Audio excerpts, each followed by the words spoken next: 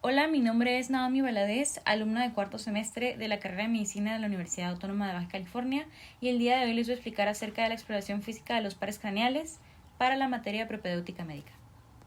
A manera de contenido, vamos a empezar con lo que es la introducción y los objetivos, para proseguir con cada uno de los nervios, empezando por el olfatorio y terminando con el hipogloso. Por último, veremos lo que es la conclusión y la bibliografía del tema. Para poder entender y aprender la exploración física de cada uno de los pares craneales es importante retroalimentarnos sobre cada uno de ellos. Por eso estaremos viendo el origen, trayecto, función y clasificación de estos, además del objetivo de la exploración específica de cada par. Introducción. ¿Qué es? La exploración física de los pares craneales es una parte fundamental de la evaluación neurológica en la práctica clínica. Los 12 pares craneales, numerados del primero al 12º, emergen directamente del encéfalo y cumplen funciones sensoriales, motoras o mixtas que son esenciales para el funcionamiento normal y adecuado de los sentidos y diversos movimientos que ejerce el cuerpo. ¿Para qué nos sirve? Evaluar cada par craneal proporciona información crítica sobre la integridad del sistema nervioso central y el periférico, lo que nos ayuda a localizar lesiones, diagnosticar o prediagnosticar enfermedades y planificar tratamientos funcionales. En ellas se incluyen pruebas específicas para cada nervio, yendo desde la agudeza visual del segundo par hasta el equilibrio y la motilidad de la lengua de los últimos. Objetivos de la exploración física de los pares craneales los podemos dividir en tres. El primero sería evaluar la integridad funcional, determinando el correcto funcionamiento de cada uno de los 12 pares para identificar posibles disfunciones neurológicas. El segundo sería localizar lesiones y diagnosticar, ayudando a localizar lesiones en el sistema nervioso central o periférico, además de contribuir al diagnóstico diferencial de enfermedades neurológicas. Y en tercer lugar, tenemos monitorear progresión y eficacia de tratamiento, observando la progresión de enfermedades neurológicas y evaluar la respuesta del paciente a los tratamientos. Para comenzar con los pares craneales, veremos al número 1 o al nervio olfatorio. Este tiene un origen real de las células respiratorias olfatorias en la mucosa nasal. Su trayecto va desde las fibras nerviosas que atraviesan la lámina quirosa del etmoides para llegar al bulbo olfatorio. Este va a tener la función de transmitir la información olfativa desde la nariz al cerebro, permitiendo la percepción de los olores, y se va a clasificar como un nervio sensorial. El objetivo de su exploración es evaluar la capacidad de oler diferentes sustancias, específicamente con los ojos cerrados. Se realiza la exploración. Bien, el sentido del olfato se examina pidiendo a la persona o al paciente que identifique sustancias con olores muy específicos y conocidos como el del jabón, las flores, el café, la miel, cocoa o el ajo colocados por debajo de la nariz. Esto se va a hacer tapando cada una de las fosas nasales para examinarlas por separado. Cocoa.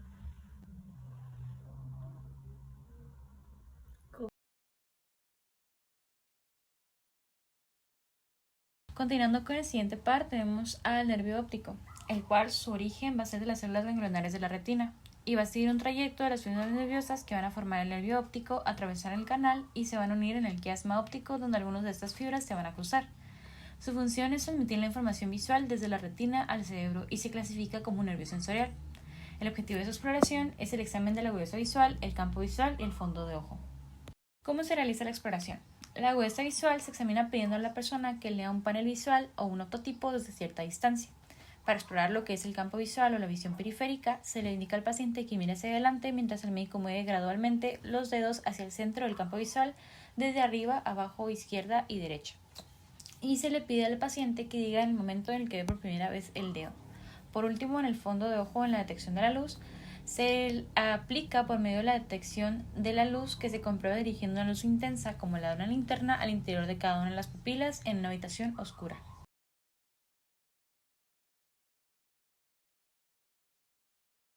El tercer par o nervio oculomotor tiene un origen del núcleo oculomotor en el mesencéfalo. Este emerge del mesencéfalo y pasa por la fisura orbitatoria superior para inervar los músculos del ojo. Su función es controlar estos músculos, lo que son el recto superior, el recto inferior, el recto medial, el oblicuo inferior y el elevador del párpado superior, además de regular la constricción pupilar y la acomodación del cristalino. Su clasificación es ser un motor somático y visceral, y el objetivo de su exploración es evaluar la motilidad ocular, la respuesta pupilar y la caída del párpado o ptosis. Y bien, ¿cómo se realiza la exploración física? En cuanto a la motilidad ocular, se le indica al paciente que mueva sus ojos hacia arriba, hacia abajo, hacia adentro y se explora por medio de que siga un objeto que es movido por el examinador. La constricción o dilatación de la pupila o respuesta pupilar se va a comprobar por medio de la dirección de una luz intensa como la linterna a cada una de las pupilas en una habitación oscura, similar a la detección de la luz en el nervio óptico. En cuanto a la presencia de ptosis palpebral, pues se comprueba que no sea presente, o sea que no esté caído en ninguno de los párpados. Acá, acá arriba, acá. Continuando con el cuarto par o nervio troclear, tenemos que su origen es el núcleo troqueal del mesencéfalo y su trayecto va a ser emerger dorsalmente del mesencéfalo y pasar por la fisura orbitatoria superior para inervar el músculo oblicuo superior. Su función, a través de la inervación de este músculo, es permitir los movimientos hacia abajo y hacia adentro, y se clasifica como un nervio somático. El objetivo de su exploración es evaluar la motilidad ocular de nuevo, especialmente en la capacidad de mirar hacia abajo y hacia adentro. ¿Cómo se realiza la exploración? La capacidad de la motilidad ocular de este nervio se hace o se comprueba por medio de pedirle al paciente que mueva los ojos hacia adentro y hacia abajo, siguiendo igual el movimiento de un objeto manipulado por el examinador. Muy bien. Posterior tenemos al quinto par o nervio trigémino. Este va a tener un origen en el núcleo sensitivo principal del trigémino y en el puente y núcleos motores en el mesencéfalo y la médula oblonga. Su trayecto está a dividir en tres ramas principales, en la oftálmica B1, maxilar B2 y mandilar B3. Estas van a tener una proporción igual a la de sus nombres. Su función va a ser proporcionar sensación facial en tanto al dolor, al tacto y la temperatura, además de controlar los músculos de la masticación, como lo son los temporales, maceteros y pterigoideos. Su clasificación es un nervio mixto que tiene aplicaciones tanto sensoriales como motorsomáticas. Y el objetivo de su exploración es evaluar la sensación en las tres divisiones del nervio y la fuerza de los músculos de la masticación. ¿Cómo se va a realizar su exploración? Se va a dividir en tres puntos importantes, lo que es la sensibilidad facial, el reflejo palpebral y los músculos de la masticación. En cuanto a la sensibilidad facial, se va a dar en las zonas de la cara y se va a examinar utilizando un alfiler o pedazo de algodón o hisopo. Esto se va a hacer en zonas como lo son el bajo del pómulo y la frente. El reflejo del párpado se va a explorar tocando la córnea del ojo con un pedazo de algodón o lo más cerca a la córnea del ojo. También se puede hacer con un hisopo. En cuanto a la masticación, la fuerza y el movimiento de los músculos que controlan la mandíbula se van a examinar solicitando a la persona que apriete los dientes y abra la mandíbula en contra de resistencia. Los dientes, mostrándolos lo más fuerte que puedas, ¿ok? Ahora, es que así, ¿no? Intenta abrirlos. Siguiendo con el par número 6 o nervio abducens, su origen va a ser el núcleo abducens en el puente y su trayecto va a ser pasar por la fisura orbitatoria superior para inervar el músculo recto lateral. Su función al inervar este músculo permite el movimiento ocular hacia afuera y su clasificación es como un nervio motor somático. El objetivo de su exploración es evaluar la motilidad ocular, especialmente la abducción, o sea, movimiento hacia afuera, tanto derecha e izquierda. Realiza su evaluación. Se evalúa la capacidad para mover cada ojo hacia afuera, de modo que tenga que sobrepasar la línea media pidiendo a la persona que mide lateralmente. Eso se va a hacer tanto hacia el lado izquierdo como el lado derecho, obviamente hacia la parte externa.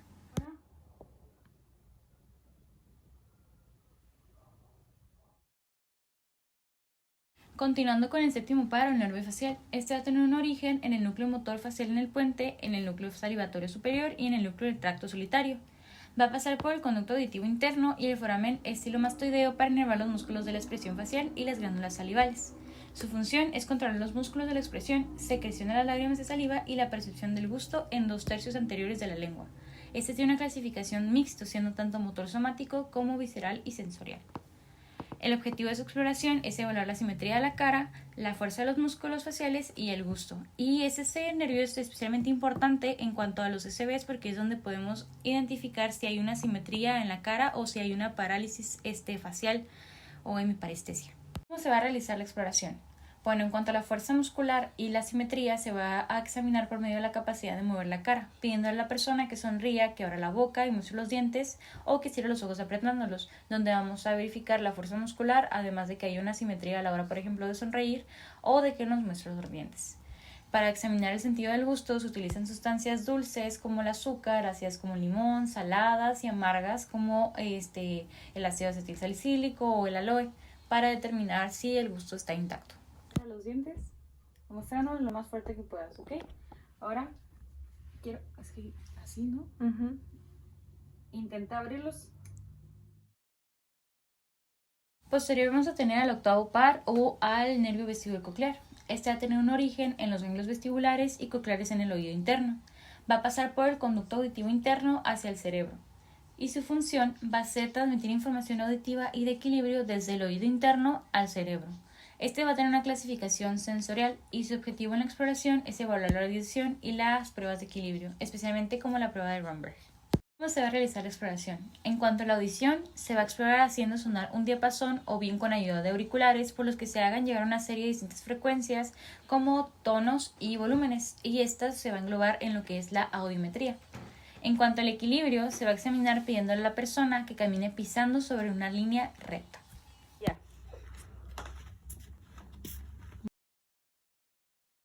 Continuando con el noveno par o nervio glosofaringeo, este va a tener un origen en el núcleo ambiguo, en el núcleo salivatorio inferior y en el núcleo del tracto salutario en la médula oblonga.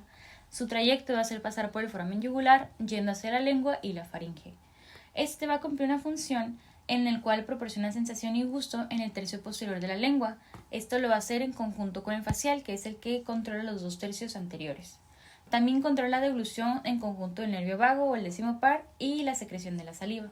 También se clasifica como un nervio mixto, tanto motor somático y visceral como sensorial. El objetivo de su exploración es evaluar la deglución, el reflejo nauseoso y el gusto en el tercio posterior de la lengua. ¿En cómo se va a realizar la exploración? Bueno, este se va a encargar de lo que es la deglución, el reflejo nauseoso, el gusto y el habla. ¿Por qué? Bueno, como los 2 pares de nervios craneales, el noveno y el décimo, se ocupan ambos del control de deglución y del reflejo nauseoso, se van a analizar de forma conjunta, así como el gusto se va a analizar en forma conjunta con el séptimo par. En cuanto a la parte que le corresponde al noveno, se le va a pedir a la persona que trague o que en su caso se le pide que diga alguna vocal prolongando el sonido para comprobar el movimiento del paladar con respecto a la úvula. El reflejo nauseoso se puede hacer por medio de tocar la parte posterior de la garganta con un depresor lingual o alguno de los palillos de paleta, desencadenando este reflejo faríngeo.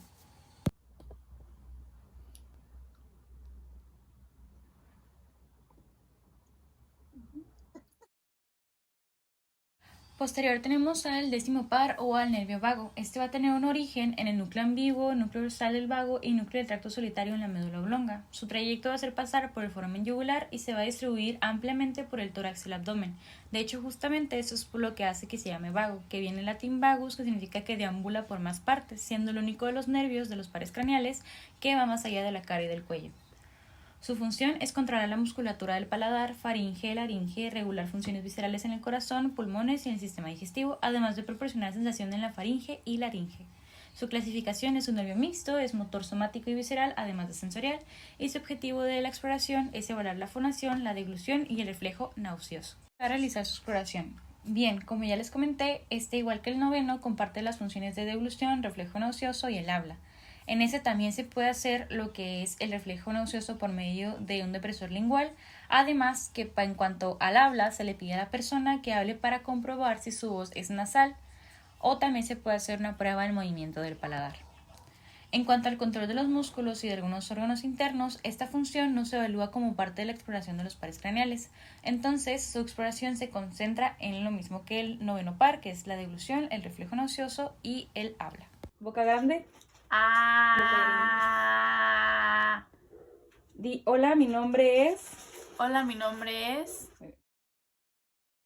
Casi por concluir, tenemos al onceavo par o nervio accesorio. Este va a tener un origen en el núcleo ambiguo de la médula oblonga y neuronas motoras en los segmentos cervicales superiores de la médula espinal. Su trayecto va a ser pasar por el foramen yugular para inervar los músculos esternocleidomastoideo y trapecio. Su función, al inervar estos músculos, va a facilitar los movimientos de la cabeza y los hombros. Y su clasificación es ser un nervio de motor somático. El objetivo de la exploración es evaluar la fuerza del esternocleidomastoideo y el trapecio. Se va a realizar la exploración. Se va a determinar por medio de la fuerza y la movilidad al girar el cuello y encoger los hombros. Se le va a pedir a la persona que gire la cabeza a ambos lados y encoja los hombros, especialmente contra resistencia que va a ser ejercida por el examinador. Mueve tu cara para acá, para el otro lado, encoge los hombros. Ok, bájalos otra vez, encógelos otra vez. Okay. Casi por concluir, tenemos al onceavo par o nervio accesorio. Este va a tener un origen en el núcleo ambiguo de la médula oblonga y neuronas motoras en los segmentos cervicales superiores de la médula espinal. Su trayecto va a ser pasar por el foramen yugular para inervar los músculos esternocleidomastoideo y trapecio. Su función, al inervar estos músculos, va a facilitar los movimientos de la cabeza y los hombros, y su clasificación es ser un nervio de motor somático. El objetivo de la exploración es evaluar la fuerza del esternocleidomastoideo y el trapecio. ¿Cómo se va a realizar su exploración? En cuanto a la motilidad, se le va a pedir a la persona que saque la lengua para observar cómo se detecta o si hay presencia de una desviación hacia un lado. En cuanto a la fuerza, se pueden determinar haciendo o pidiéndole al paciente que haga algún esfuerzo con su lengua o la formación de alguna figura, como por ejemplo el taquito con la lengua, ¿no?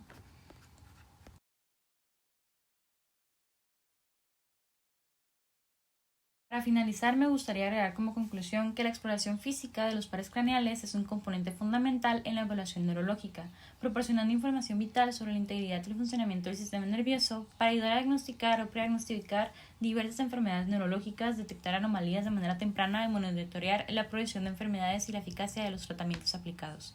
Esta tiene una vital importancia en cuanto a su capacidad para ofrecer una valoración integral del estado neurológico del paciente, lo cual es esencial para planificar un tratamiento adecuado y realizar intervenciones oportunas, brindándole la mejor oportunidad posible al paciente. Con esto quiero finalizar y agradecerles por su atención. A continuación les propongo mi bibliografía.